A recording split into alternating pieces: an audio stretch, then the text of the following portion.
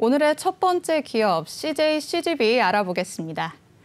CJCGV는 1999년 3월에 CJ엔터테인먼트와 호주의 빌리지 시네마 두 개사의 합작 법인인 CJ빌리지로 설립됐고 2004년 12월 유가증권 시장에 상장했습니다.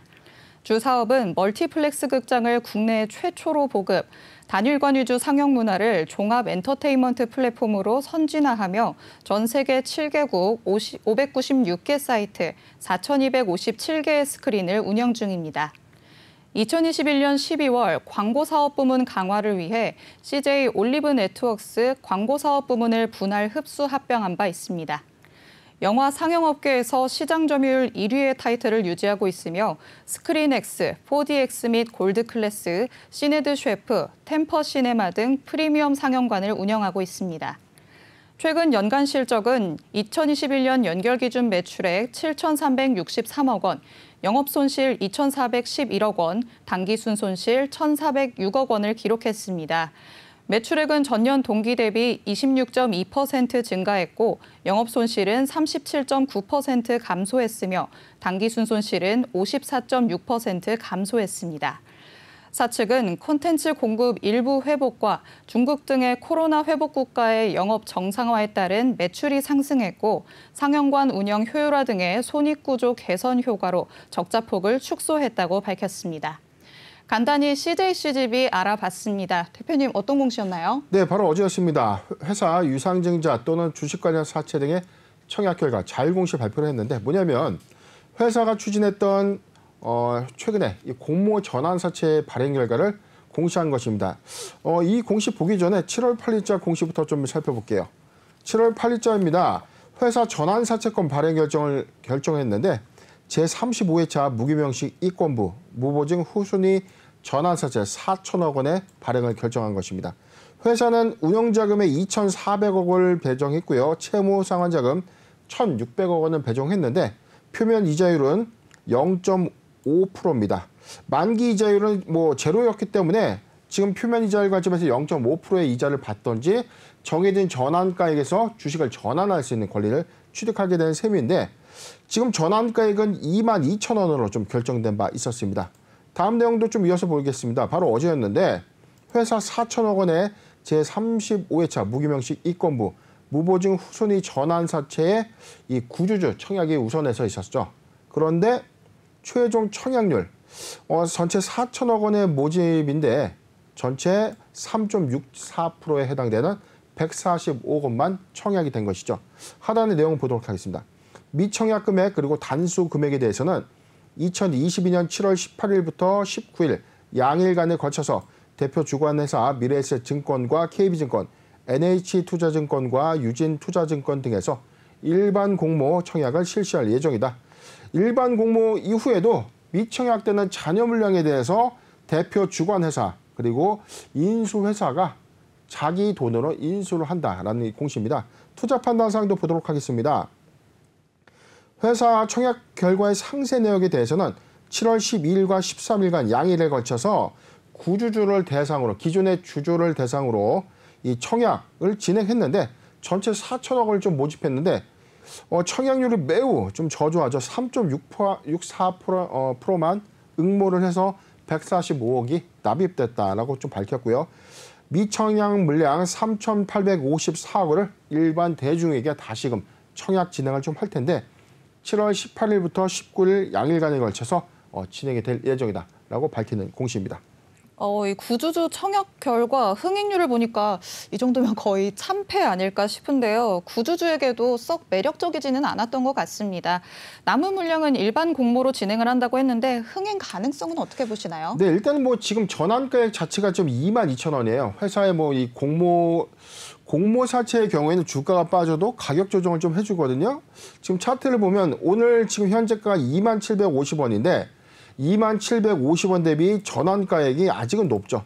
22,000원이기 때문에 구주주 입장에서는 굳이 공모사채 이자도 많이 안 주는 0.5% 표면 이자 주는데 사실 투자 메리트가 없죠. 네. 주가에 대한 이 공모사채 투자의 갭은 앞으로 수익성을 제고함으로써 또는 내가 투자한 만큼에 대한 차익이 좀 예상이 된다면 관심을 좀 가져볼 수 있는 요인이 좀 충분할 텐데 이 주주의 입장에서는 이 굳이 현재 공모사채에 투자하는 것이 우리 과연 메리트가 있을까?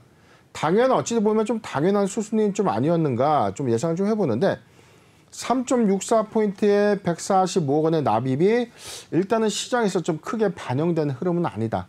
그렇다면 좀 일반 공모 투자를 유치했을 때도 과연 흥행에 성공할까? 자, 이 부분이 좀 관건인데 저는 글쎄요.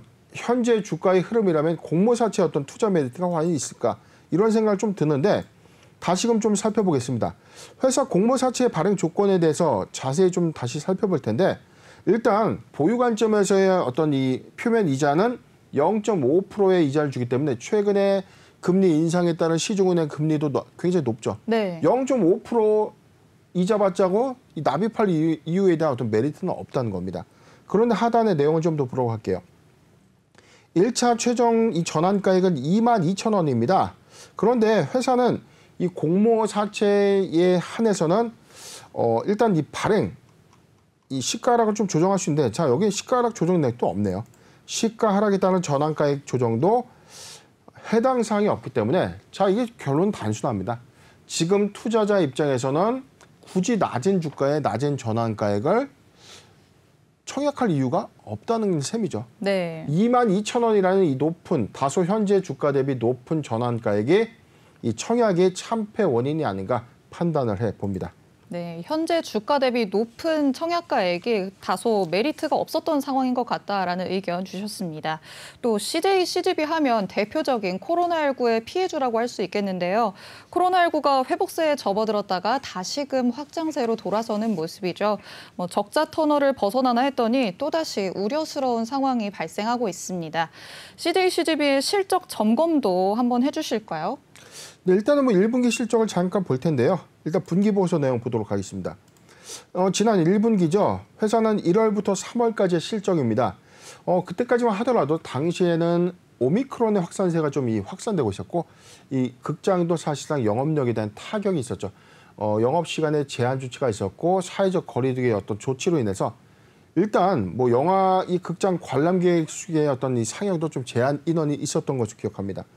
전체 이 매출은 전년 동기 대비 소폭은 좀 증가했어요. 2,232억을 기록했고요. 영업 손실은 549억. 전년 동기 대비 이 손실폭을 좀 감소시켰습니다. 당기 순손실은 1,114억을 기록하면서 전년 동기 대비해서 당기 순손실액이 좀 더 확대가 된, 즉 코로나19의 어떤 여파가 올해 1분기까지만 하더라도 좀 반영된 수치였는데 그런데 전환점이 있었죠.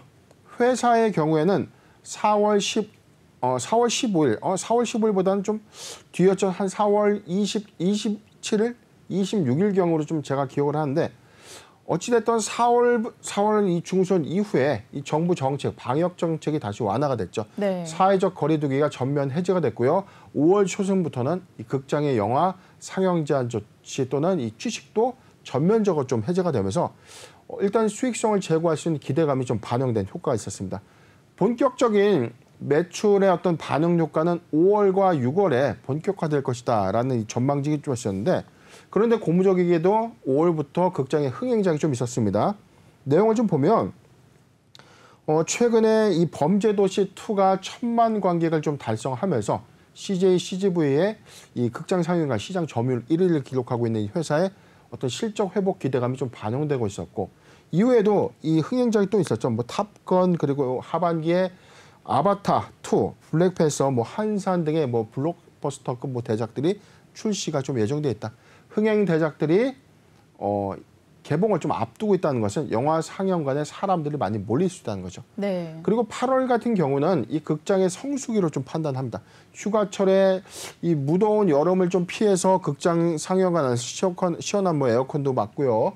여기서 음식도 좀 먹어가면서 영화를 좀 볼 텐데 그런데 한 가지 좀 이슈가 있었습니다. 최근에 이 변이, 이 코로나19 이 바이러스의 확산세로 인해서 우려감들이 좀 반영되고 있는 흐름을 좀 보여주고 있지만 저는 근데 이게 걱정할 만한 아직 수준은 아니다. 2분기 실적까지 해서는 그래도 1,000만 관객 이상의 회복률 5월과 6월의 이 반영 효과에 대해서는 월별 누계 기준에서는 손익 달성을 좀 저는 했다고 봐요.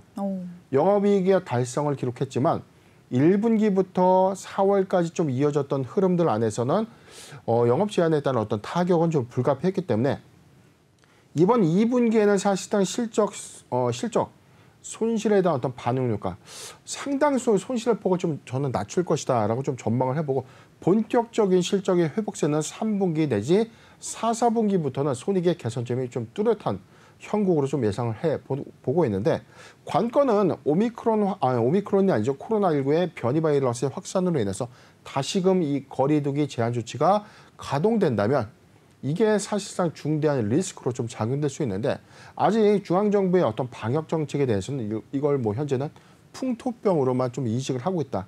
자, 이런 관점에서 하반기 추이에서는 크게 뭐 우려할 만한 수준은 아니지 않나라고 예상을 해봅니다. 네, 지금 코로나19가 확산세를 보이고는 있지만 아직 거리두기 조치는 강화되지 않았기 때문에 지금까지는 영향력이 좀 미미할 것이다라고 보시는 것 같습니다. 그런데 제가 듣기로는 요즘에 티켓 값이 살짝씩 올라가고 있다던데 이 부분은 영향이 없을까요? 네, 이게 두 가지 측면이 있어요. 극장 티켓 값이 상승했다는 것은 이게 상영관이 50, 그다음에 이 영화 이 배급사가 50%를 가져가요. 네. 이게 티켓값이 올라간다는 것은 점진적인 극장의 수익성이 크게 제고될 수 있는 긍정적인 요인으로 좀 작용될 수 있죠.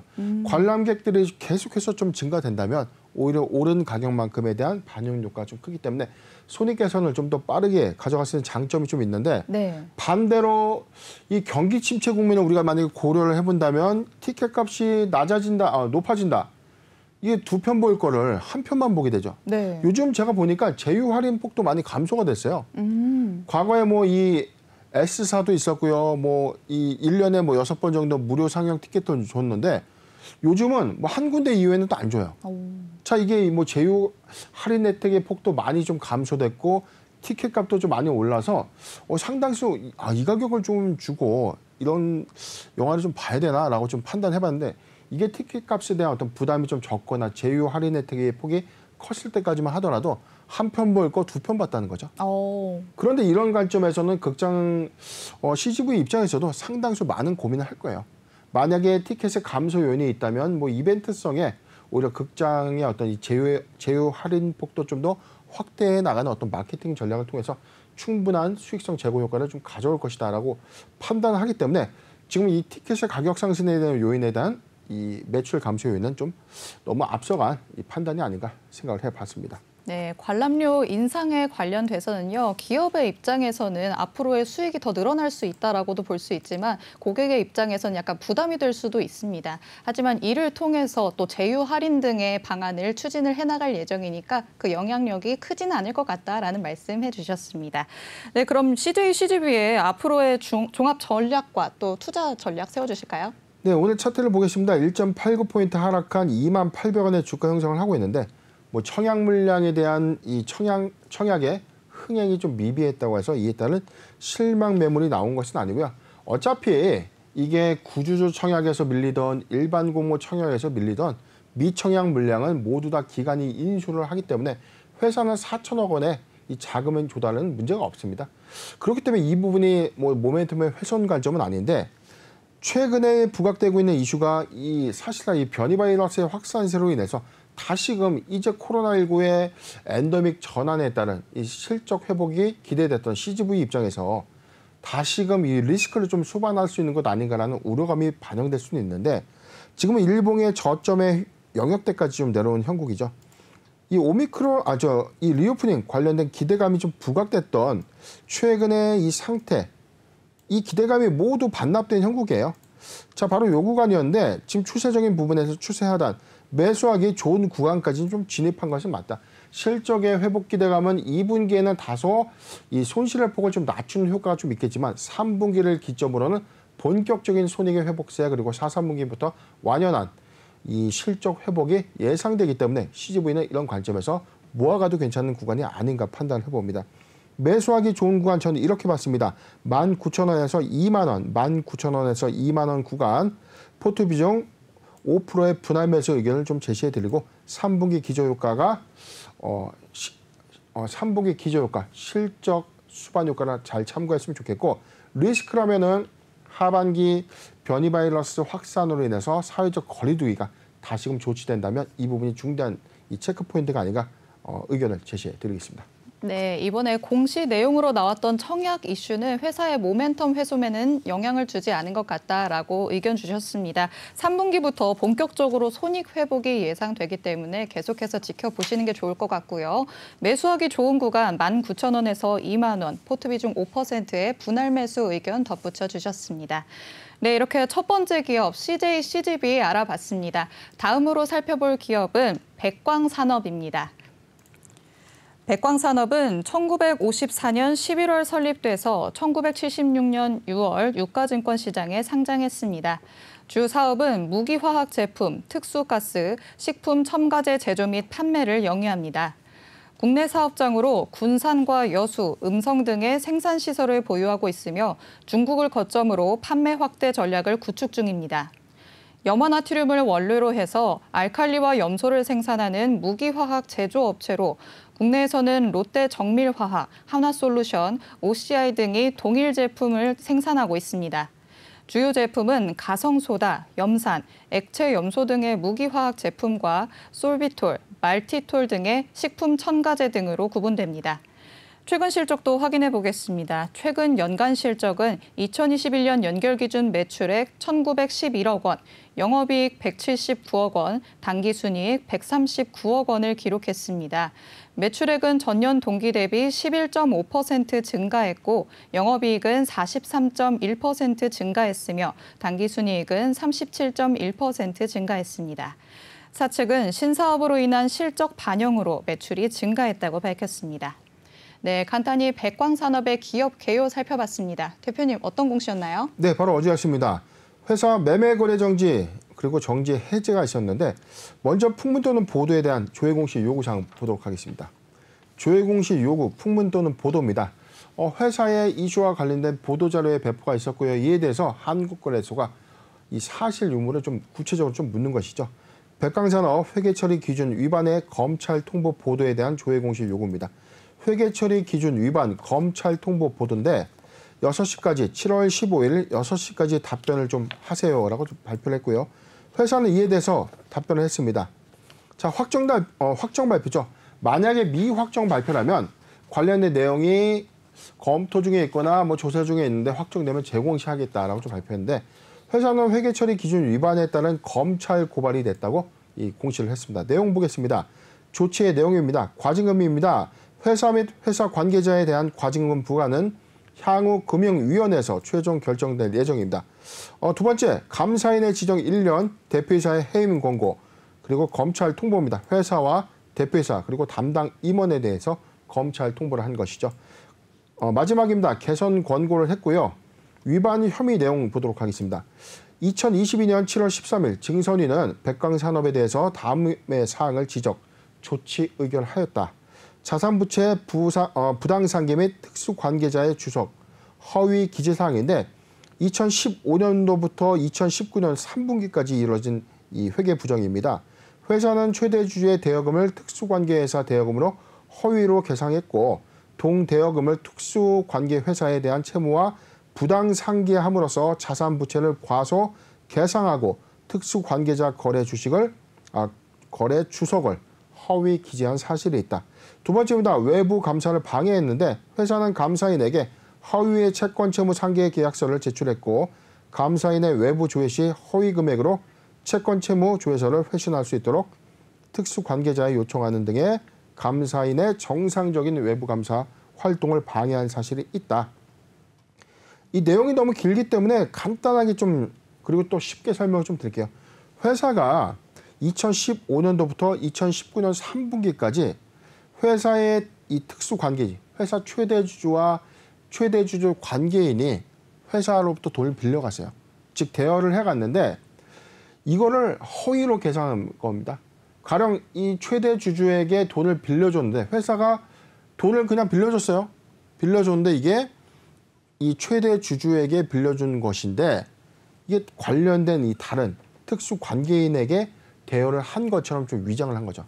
만약에 대주주에게 돈을 빌려줬다라고 이 공시가 만약에 된다면 이 대주주에 대한 편의성, 그다음에 이자율에 대한 의문이 있을 것이고 일종의 회사 자금을 왜 최대주주에게 부당으로 빌려줬느냐 여러 의문이 생길 수밖에 없죠. 네. 그렇기 때문에 그런 부분들을 우려해서였는지는 모르겠지만 특수 관계자한테 빌려준 것처럼 해서 허위로 이 회계장부를 좀 조작을 했는데 나중에 이 여부가 회계감사인을 통해서 좀 밝혀진 거죠. 그런데 이 과정에서는 회계감사인에게 채권 채무 상계 약정서까지 허위로 좀 제출했는데 이 관련된 모든 사항들의 회계 부정이 있었기 때문에 감사인의 업무 방해까지 좀 일어난 것입니다. 향후 대책에 대해서는 회계 투명성을 제고하고 내부 감시 장치를 강화해서 추후 동일한 상황이 발생하지 않도록 하겠다. 아니 대표이사 최대 주주로 하여금 발생된 부분에 대해서 뭐 발생하지 않겠다. 이게 궁색한 변명 아니겠습니까? 좀 내용을 좀 보면 제가 판단했을 때 제가 좀 기업에서 재직했을 때 어떤 관점 보면 굉장히 좀 지저분한 짓이죠. 참으로 추잡한 이 짓입니다. 이게 단순한 회계 부정이 아닙니다. 통상적으로 매출 채권이 이만큼인데 이걸 좀 과대해서 계상해가지고 회사의 가치를 돋보이게 한다. 즉 회사의 이 가치를 조금 더 돋보이게 하는 외형적인 회계 부정행위들이 좀 상당히 좀 많았는데 지금의 경우에는 회사의 자금을 이 대주주의 자금 지원하는데 돈을 빌려줬어요. 그래놓고 이게 걸릴 것 같으니까 다른 회사에 빌려준 것처럼 허위로 서류를 꾸미고 이를 5년간 15년도 16, 17, 18, 4년 반 동이나 이 행동을 위장해서 한 것이죠. 안 들키게 서류만 잘 한 거예요. 뭐 이자는 회사에 뭐 잘 납입을 했겠죠. 그렇다면 이게 저는 이런 관점입니다. 이게 배임의 행위가 아니면 뭐겠습니까? 회사에 특정된 자금을 대주주가 영업활동에 들어가는 자금이나 회사 대주주의 사익을 위한 자금 대여로 사용됐다. 이 이자율이 몇 프로였는지 여부에 대해서 밝힌 바는 없었죠. 이에 따라서 지금 검찰로부터 이 통보가 좀 됐는데 자, 주권 거래 정지가 바로 풀렸던 사유는 단 하나입니다. 검찰의 고발이 아니라 통보예요. 이 판단을 검찰로 넘기겠다는 겁니다. 통상적인 이 명확한 위법 행위에 대해서 검찰로 고발이 됐다면 주권 거래 정지 상태가 지속되었을 것인데 지금은 검찰로 좀 통보가 된 금액이고 전체 금액이 지금 148억 아닙니까? 100억 빌려주고 122억, 135억, 180억, 140억. 전체적인 이 결코 작지 않은 금액에 대한 대여금, 특수 관계자의 거래 내역 자체를 주석에 기재하지도 않았고 이런 부당 이 회계 부정 행위가 있었기 때문에 감사인 지정 1년 대표이사를 이 해임하세요. 검찰로 또 통보를 하고 이러한 점들을 개선해다 하라라는 어떤 권고 조치가 좀 있었던 공시다라고 판단이 됩니다. 네, 백광산업 결국 회계처리 위반으로 증선위의 제재 조치를 받았습니다. 저희 방송에서 몇 번 회계처리 위반으로 다양한 사례들을 접해봤었는데요. 그럴 때마다 좀 의문이 드는 게 왜 이렇게 회계 투명성과 내부 감시 장치가 미비한지, 왜 일이 벌어지고 나서 수습을 하려는 건지가 궁금합니다. 근데 지금 코스피 상장사의 경우에는 자산 가치가 상대적으로 좀 크다 보니까 회계의 이 점검 요소도 좀 많아요. 소형주, 코스닥 종목의 경우에는 시총가치가 작기 때문에 장부가 한눈에 들어오거든요. 자, 그런 관건에서는 사실상 서류를 안전하게 꾸며놓고 이 자금의 유출이 있다고 하더라도 정상적인 이자가 끊임없이 납입이 잘 되고 있고 회수가 가능할 수 있는 어떤 절차들이 좀 충분히 좀 이행되고 이게 감사인이 봤을 때 정상적인 거래 형태고 뭐 이자도 잘 납입되고 있고 충분히 회수가 좀 가능할 수 있는 수치다. 라고 좀 판단이 되기 때문에 감사인은 이 부분에 대한 의문점이 없었을 거예요. 그런데 왜 이 부분에 대한 의문이 있었을까라고 좀 고려를 해봤는데 회계 감사 결과에 대해서 금융위원회 감리, 금융감독원에서 회계 감리를 해요. 이 기업의 감사 보고서를 다시금 금융감독원이 리뷰를 합니다. 이거 뭐지? 이거 니네들 잘 체크한 거 맞아? 어디 회계법인 오세요. 이거 좀 제대로 한 거 맞습니까? 이거 다시 한번 면밀하게 보세요. 라고 감리 의결 조치에서 강도 높은 다시 회계감사를 수반해서 감리를 하다 보니까 이게 이런 거래가 아니었네 라고 불쑥 튀어나온 것이죠. 그래서 이런 회계 부정 행위가 회계 처리 기준 위반으로서 지속적인 모니터링이 됐는데 이게 이번에 감사 의견 적정받았으니까 올해 잘 넘어갔다가 아닙니다. 회계 감리는 수시 정기적으로 이루어질 수 있기 때문에 기업의 부정 행위는 반드시 적발이 된다는 점에서 기업들은 투명하게 회계 처리를 해야 될 의무가 있는데 당장의 회계 적정성을 넘어가고 나서 이후에 회계 처리 기준을 위반하는 사유들이 좀 많았죠. 조금 답답하지만 이 회계 부정행위가 없었고 장사도 비교적 좀 잘하고 이익을 많이 내고 있는 회사들이 이 뜬금없는 회계 부정 행위들이 좀 빈번했거든요. 소유형주의 경우에는 감사 의견을 거절할 만큼의 어떤 이 회계 부정 이슈를 바로바로 좀 잡을 수가 있는데 이 사업성이 크게 이슈가 없는 이런 회사들이 정기적인 어떤 회계 감리를 통해서 회계 부정 행위가 적발되는 것입니다. 네, 회계 감리에 대해서도 정말 자세하게 설명을 해주셨습니다. 이제는 백광산업의 사업 이야기를 한번 해보겠습니다. 최근에 수산화 나트륨, 일명 가성소다가 전기차 배터리 소재 생산에 쓰이면서 백광산업이 관련주로 언급되면서 주가가 강세를 보이고 있습니다. 백광산업의 주요 제품이 가성소다를 이용해 제품을 생산을 하는 건데 앞으로의 그럼 사업적 전망은 괜찮을까요? 네, 1분기 실적을 보면 실적 기조에서는 1분기 지난 전년 동기 대비해서는 성장세는 이어가고 있죠. 463억 원의 1분기 실적을 지난해 기록했는데 올해 543억 원의 매출액을 기록했고요. 영업이익은 80억, 당기순이익은 70억을 좀 기록하면서 손익도 크게 좀 개선되는 효과를 좀 보여주고 있다는 것이죠. 지금 이 백광산업 주요 제품 서비스 내용 잠깐 보면 가성소다입니다. 이게 구체적인 용도에서는 제지, 철강, 펄프, 섬유, 석유, 화학 부분에 들어가는 이 첨가제거든요.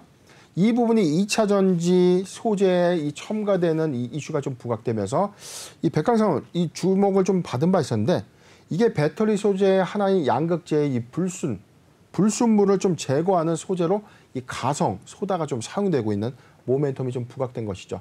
점진적으로 이 배터리 수요가 증가되면서 양극재의 생산들이 좀 본격화된다면 이에 따른 불순물을 좀 제거할 수 있는 가성 소다의 이제 판매율이 좀 증가될 텐데 백광산업은 사실상 좀 기술력을 좀 보유하고 있는 회사는 맞습니다. 전체적인 이 회사 롯데 정밀화와 하나솔루션, OCI 등이 지금 생산하고 있는데 그들의 이 기술력과 좀 견주어 봤을 때도 백광산업은 좀 충분한 역량을 좀 보유하고 있는데 일단 회사의 사업의 성장성 관점에서 대한 의문은 없습니다. 그런데 우리가 단순하게 회사의 성장성, 자산의 어떤 규모, 그다음에 회사의 어떤 자본 효율화 관점에서도 다 검토를 하지만 이런 중대한 이 기업 리스크를 좀 수반하는 회계 부정 행위, 자 이런 부분들이 시장의 신뢰를 크게 좀 상실할 수 있는 요인으로 작용된 셈이다라고 판단이 됩니다. 네, 기술력을 보유하고 있는 회사는 맞다라고 말씀을 해주십니다. 하지만 회계 부정 행위에서 오는 신뢰성의 문제는 또 별개의 문제니까요. 그런 부분에서는 좀 신경을 쓰시는 게 좋을 것 같습니다. 그렇다면 백광산업의 종합적인 전망과 또 투자 전략도 제시해 주실까요? 네, 지금 차트 보도록 하겠습니다. 오늘 4.94포인트 상승한 4,040원의 종가 마감을 좀 했는데 최근 2년간의 주가 추이를 보면 2020년 6월 8,140원까지 좀 급등을 했어요. 이게 사실상 2차 전지 소재 첨가물에 대한 관련된 이슈가 좀 부각이 된 이후에 회사는 지속적인 상승과 하락 반복을 하고 있지만 지금 3중 바닥 이후에 추가적인 상승이 좀 기대할 수 있는 구간은 맞다. 그런데 악재가 터졌죠. 회계 부정행위가 좀 적발이 좀 된 것인데 사실상 이게 과거의 일이기 때문에 현재 문제는 없지 않습니까? 라고 좀 치부하더라도 이런 신뢰성을 훼손하는 관점에서는 이게 단기에 이 주가를 조금 더 회복할 수 있는 어떤 부분은 아니다. 지금 회사의 1분기 실적 기조는 2분기에도 좋은 기조 효과를 좀 가져갈 것이다. 백광산업의 이 가성소다, 이 첨가물의 판매 효과는 점진적으로 좀 증가될 것이다라는 관점에서 매수 유효한 구간은 맞다. 그런데 저는 이 회사의 이 경영 행태가 너무나 괘씸하다는 것이죠. 자, 이런 관점에서 추가적인 어떤 하락도 배제할 수 없는 부분. 금융위원회에서 최종 의결될 수 있다는 점, 그다음에 검찰 통보 이후에 검찰에서 이 회계 부정 행위에 대해서 만약에 기소 요건을 좀 가져간다면 이 부분이 중대한 악재로 작용될 수 있다는 점을 좀 판단해 본다면 지금 매수 메리트 관점보다는 리스크 관점으로 우리가 보는 것이 맞겠다. 이 신규적 매수 관점에서 의견을 드리지 않겠습니다. 보유자 관점에서 4,000원이 이탈된다면 비중을 줄이는 전략 제시해 드리겠습니다. 네, 주가의 흐름을 보면 추가적인 상승을 기대할 수 있는 구간은 맞지만요. 단기적으로 이번에 이슈 때문에 주가 회복을 하기는 어려울 수도 있다라는 의견 주셨습니다. 신규적 관점에서는 매수에 대한 의견을 주지 않으셨습니다. 보유자의 관점에서만 4,000원을 이탈하지 않는다면 계속해서 보유해도 좋다라는 의견 덧붙여 주셨습니다. 네, 이렇게 두 번째 종목이었던 백광산업 만나봤습니다. 다음으로 살펴볼 종목은 한컴 MDS입니다. 한컴 NDS는 1998년에 설립돼서 2006년 코스닥 시장에 상장했습니다. 주 사업은 인베디드 개발 솔루션과 인베디드 소프트웨어 솔루션, 인베디드 하드웨어 솔루션을 주요 사업으로 하고 있습니다. 인베디드 소프트웨어 개발 전반적인 과정에 필요한 솔루션 및 플랫폼들을 제공하는 사업을 통해 고객의 필요에 맞게 시스템 구현의 필수 요소들을 함께 제공함과 동시에 그에 필요한 엔지니어링, 컨설팅, 교육 서비스를 제공하며 매출을 창출하고 있습니다. 주요 종속회사인 한컴 인텔리전스를 필두로 AI, IoT, 빅데이터, 클라우드, 메타버스 등의 미래 성장 산업으로 대표되는 솔루션 및 플랫폼을 제공하고 있습니다. 2021년 연결 기준 매출액 1,589억 원, 영업이익 26억 원, 당기순손실 132억 원을 기록했는데요. 매출액은 전년 대비 8.4% 증가했고 영업이익은 33.4% 감소했으며 당기순손실을 기록하면서 적자 전환했습니다. 회사는 종속회사의 손실 지속과 영업권 손상 차손 발생으로 영업이익 및 당기순이익이 감소했다고 밝혔습니다.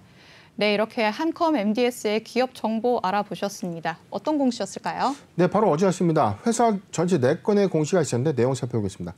첫 번째 교환사채 발행 후 만기 전 사채 취득을 발표했는데 내용을 보면 회사가 이 자사주를 교환하거나 제3의 주식을 좀 교환하는 방식의 이 교환사채를 좀 발행했었는데 이게 행사가액의 이 메리트가 좀 없는 것이죠.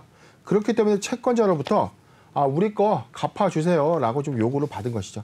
회사는 126억 원에 해당되는 금액을 사채권자와 협의에 따라서 교환사채를 좀 회수했고요. 회사는 추후 이사회 통해서 매각할 것인지 또는 교환사채 발행을 좀 소각할 것인지를 결정하겠다라고 밝혔습니다.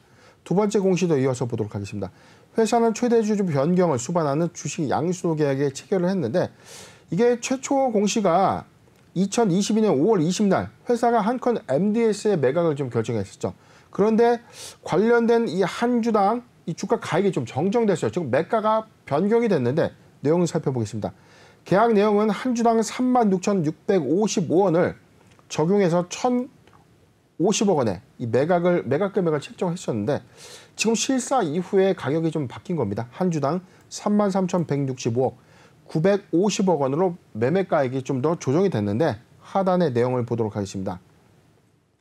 회사는 이 바뀐 내용에 대해서 관련된 별도 내용들은 좀 없는데 지금 종합적으로 좀 보면 회사는 최초에 1,050억 원의 이 이 경영권 양수도 계약을 좀 체결했었는데 회계 실사 과정에서 이 매가의 어떤 감가 요인이 좀 있었던 것이죠. 그래서 100억 원의 이 가치가 좀 하락했기 때문에 이 매수인과 협의에 의해서 950억 원으로 매매가액을 최종적으로 정리했다라고 이제 밝히는 공시입니다. 이어서 7월 14일자 공시가 2건이 있는데 하나 더 보도록 하겠습니다. 회사는 주식회사 한컴 로보틱스의 이 지분 29만 4,118조를 114억 원에 회사 자기자금의 12.7%에 해당되는 금액으로 다시금 인수했다라고 좀 밝혔고요. 이어서 공시를 좀 보면요.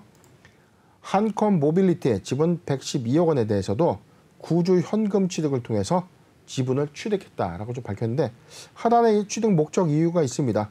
기존에 발행된 RCPS 풋옵션 행사에 따른 RCPS를 취득했다라고 밝히는 공시입니다. 네, 한컴 MDS 일단 최대 주주 변경 내용부터 다시 한번 얘기를 해보겠습니다.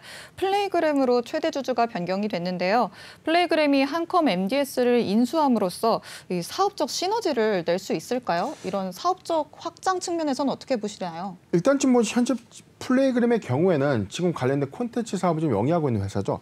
사업적인 어떤 시너지 관점에서는 크게 사업적인 어떤 접점 메리트는 없다. 그런데 회사 이 플레이그램이 향후 좀 추진하고자 하는 이 사업 부분과 한컴 MDS를 인수를 함으로써 이 종속회사와의 사업 접점이 또 있어요.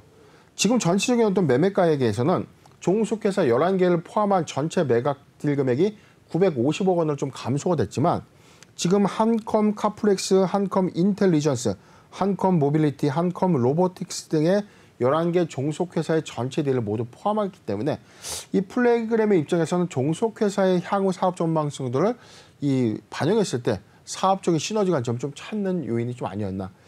일단 저는 한컴 MDS를 한글과 컴퓨터가 좀 매각했던 이 배경에 대해서도 좀 매우 궁금했었는데 회사는 이 사스를 좀 기반으로 하는 이 소프트웨어, 응용 소프트웨어 사업 부분에 좀 더 집중하기 위함이다라는 이 전략적 비전에 따라서 한컴 MDS를 매각하고 여기서 확보한 자금을 신규 사업에 좀 투자하겠다라고 좀 밝혔기 때문에 지금 이 한컴 MDS와 이 플레이그램의 상호 결합적인 어떤 부분에 대해서는 인수 이후의 사업 시너지 관점으로 좀 부각되지 않을까라고 저는 개인적으로 좀 판단을 해봅니다. 네, 응용 소프트웨어 쪽에 집중을 하고 있는데 사업적인 시너지 관점에서는 그래도 그냥 지켜보는 게 나을 것 같다라고 의견을 주신 것 같습니다. 한컴 모빌리티와 한컴 로보틱스 주식을 상장전환 우선주 풋옵션으로 추가 취득했습니다. 먼저 투자자분들에게 참 이름부터 어렵거든요. 상환전환 우선주가 무엇인지 또 이런 상환전환 우선주 취득이 호재인지 악재인지도 한번 설명을 해주실까요? 네, 우리가 흔히 말하는 CPS 전환 우선주로 합니다. 일단 발행의 요건은 사채와 좀 다른 게 주식 형태로 일단 발행이 돼요. 발행이 돼서 일단 우선주의 형태, 기타 주식의 형태로 좀 발행이 좀 되지만 이후에 보통 주식으로 전환할 수 있는 전환권을 갖고 있다는 이 차이가 좀 있고요. 상환 전환 우선주 RCPS입니다. CPS 앞에 R자가 하나 더 붙는 건 이게 상환권을 좀 가지고 있다는 것인데 일단 회사는 주식으로 전환할 수 있는 권리와 회사의 풋옵션, 즉 상환 청구를 할 수 있는 옵션. 지금 정해진 금액 안에서의 보통주로 좀 전환할 수 있는 가액인데 이게 전환사채의 경우에는 사실상 이 전환가액이 낮아지는 경우도 있지만 CPS의 경우에는 이 전환가액에 대한 변동이 없습니다. 확정될 수 있는 이 발행가액은 좀 이 확정이 좀 되는데 회사의 성장 가치를 기반으로 했을 때 기타 주식 안에서 배당 요건을 좀 가져갈 수 있는 장점을 좀 갖고 있고요. 이후에 배당이나 청산의 우선적인 배당 요인을 좀 가져가 있는 장점을 보유하고 있지만 의결권은 갖고 있지는 않죠. 그렇기 때문에 배당의 관점에서 메리트가 좀 있는 관점에서 이 사채에 투자하는 좀 다른 양상을 갖고 있는데 지금 CPS는 이 주식을 전환할 수 있는 권리를 좀 수반하지만 이 투자자 입장에서도 좀 더 강화된 조치죠. RCPS 상환 전환 우선주는 일정 기간에 주가가 좀 하락하고 있을 때 이 전환에 대한 어떤 메리트가 없다면 우리 갚아주세요라고 좀 요청할 수 있는 권리입니다. 그래서 지금 한컴 모빌리티의 112억 원과 지금 두 번째죠. 한컴 로보틱스의 채권자가 기존에 발행된 이 상환 전환 우선주에 대한 풋옵션 조기 상환 청구권 이 행사에 따라서 회사가 다시 사준 것이다라고 보는 공시로 이해하시면 되겠습니다. 네, 정말 어려운 내용이지만 많은 투자자분들께서 대표님이 말씀해 주신 내용을 다시 한번 복기해 보시면서 계속해서 생각을 해보시면 좋을 것 같습니다. 그리고 한컴 MDS 1분기의 소폭이지만 전년 동기 대비해서 증가한 실적을 달성을 했죠. 올해 그럼 실적 전망은 어떻게 보실까요? 네, 1분기 실적을 보도록 하겠습니다. 지금 415원의 매출 기록했고요. 영업이익은 26억을 기록했습니다. 당기 순이익은 지금 7억 6천만 원을 좀 기록했는데 큰 폭의 어떤 성장세라기보다는 전년 동기 대비해서 좀 완만한 이 흐름을 좀 보여주고 있는데 제가 지금 판단을 좀 해볼 때는 회사 지금 이 사업 부분에 좀 우리가 좀 관점을 좀 가져야 됩니다. 회사는 임베디드 소프트웨어 개발 솔루션을 주력을 하고 있는데 이게 자동차 시장, 전기차, 기계 로봇, 국방, 유무선 통신, 헬스케어, 조선 해양 시장에 좀 접목되고 있다라고 좀 밝혔는데 이게 지금 반영 효과에 대한 매출 부분이 자세하게 좀 나와 있지는 않지만 지금 임베디드 한컴 MDS 관련된 이 사업 부분의 캐파는 점진적으로 좀 감소되고 있는 수치를 보이고 있죠. 그런데 한컴 인텔리전스는 오히려 이 실적 부분이 증가되고 있고요. 해외 법인 8.2%, 국내 자회사 부분 큰 폭의 차이가 없습니다. 한컴 인텔리전스인 4차 사업 핵심 솔루션 부분에 캐파가 좀 확장되고 있다는 관점에서는 이 플레이그램이 이러한 어떤 관점에서 인수 메리트가 충분하지 않았나 좀 판단을 해봅니다. 차트 살펴보겠습니다. 오늘 8.73% 상승한 13,700원의 주가 형성을 하고 있는데 오늘 어제자의 공식 관점에서는 이게 뭐 매각 기대감 지금 이게 뭐 RCPS를 취득했다고 해서 이게 기대감으로 좀 부각된 요인보다는 저는 이렇게 봤습니다. 매매가액이 오히려 좀 낮아짐에 의해서 이 플레이그램으로 하여금 인수가 좀 더 가셔될 수 있는 어떤 기대감들이 반영된 다소 인위적인 형국이다. 그런데 제가 한 가지 좀 묻고 싶어요. 이게 적지 않은 금액에 대해서 사실은 이 플레이그램의 인수 관점에서는 지금 이 한컴 MDS의 인수가가 과대하게 좀 높다라는 어떤 이 부정적인 측면이 좀 있기 때문에 이게 과연 한컴 MDS의 관점에서 사업적 시너지가 플레이그램으로 하여금 충분히 좀 부각되겠느냐. 자, 이 여부는 당장 고려할 수 있는 요인이 아니다. 최근에 그래도 주가의 어떤 형국은 저점의 흐름에서 주가 추세 부분에서 상당 위치를 하고 있기 때문에 확대를 좀 더 해서 보도록 하겠습니다. 매수하기 좋은 구간 11,000원에서 12,000원, 11,000원에서 12,000원 구간은 포트 비중 5%의 분할 매수 의견을 좀 제시해 드리겠습니다. 네, 지금 주가의 흐름을 보자면 기대감이 반영된 다소 인위적인 흐름을 보이는 것 같다라는 말씀해 주셨습니다. 매수하기 좋은 구간으로는 11,000원에서 12,000원, 포트 비중 5%의 분할 매수 의견 주셨습니다.